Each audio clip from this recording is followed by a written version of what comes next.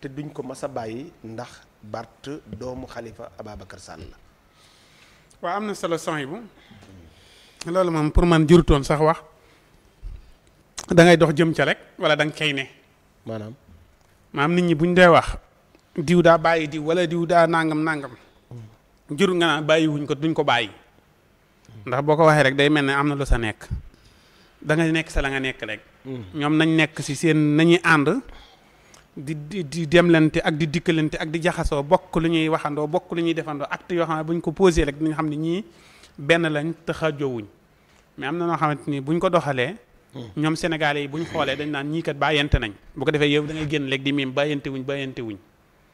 mais nag loo gis yow. waaw man daal li ma gis mooy nañ ànd rek. non yow li nga gis ci diggante bi. mooy nañ ànd laa gis. waaye yow loolu mooy li nga leen di digal. waaw yow li nga gis laa wax. li ma gis. waaw mooy nañ ànd liggéey. loolu mooy li nga leen di conseillé. waaw li nga gis laa lay laaj Assane. li ma gis mooy moom fi foofu la bokk. fan.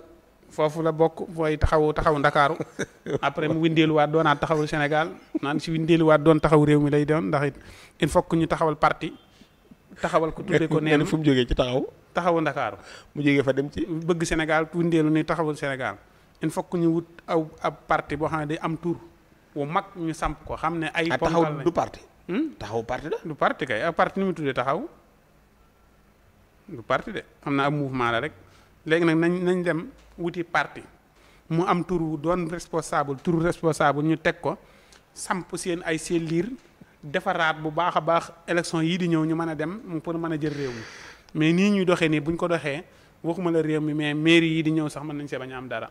waaw nañ booloo nekk benn bañ fee nekk di miim jërut miim Sénégal moom liggéeyal rek boo liggéeyee nit ñi siisi ni ñii kat benn lañ. nit ñuy liggéey. mooy liggéey rek liggéey kay yomb na. nañu liggéey rek bu ñu liggéeyee Sénégal nañ naan ñii gisal nii nañ bennoo nañ roy si ñi nañ bennoo nañ def nii mais am na bu ngeen ko doxalee nit ñi dinaa xoolal ñi nañ xaajaloo ngay génn yi weddi naan xaajaloo wuñ bàyyante wuñ meroo wuñ jote wuñ dara loolu jëru ko da ngay dox jëm ci rek joxe hélas. waaw ñu bari nee nañ Khalifa lu mu tardé ci politique ginnaaw ci at yi Barth ko xañ.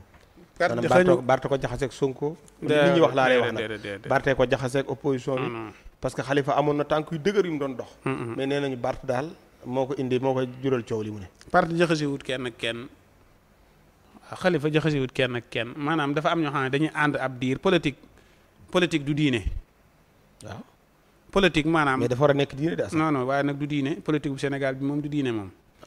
waaw mais mën naa nekk diine. man la politique bii du diine te ngor bëriwu ci.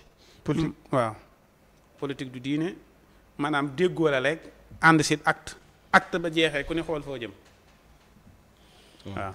ànd si bu acte ba jeexee ku ne xool foo jëm kon nag loolu moom kenn jaxasiwut kenn ak kenn dafa am ñoo xam ne dañoo àndoon ngir leen loolu la jeex na dem nañ xaj na bu leen waree àndaat dinañ àndaat. d'accord am na solo jërëjëf tey ñu ngi épinglé Moussa Sow.